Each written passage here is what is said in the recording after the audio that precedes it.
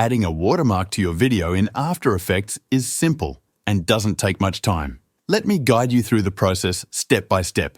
Start by bringing your logo or text into the timeline. If you're working with a logo, drag it into the timeline and adjust its length so it matches your video. To position it, press P on your keyboard to reveal the position controls. Then move it wherever you want, like the bottom corner of the screen, to keep it subtle but visible. If the logo has a black background, you can remove it by using a blending mode. Go to the mode column in the timeline. If you don't see it, press F4 or enable toggle switches modes.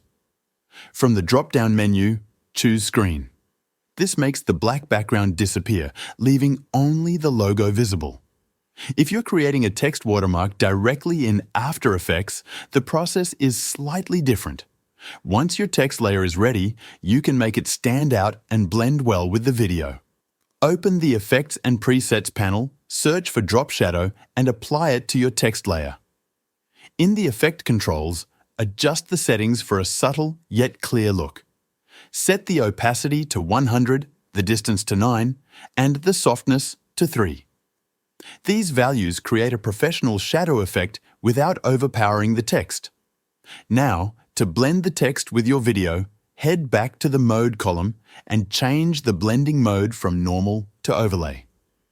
This makes the text semi-transparent, giving it a watermark appearance that feels integrated with your footage.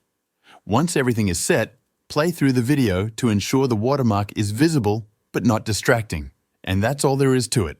Thanks for watching.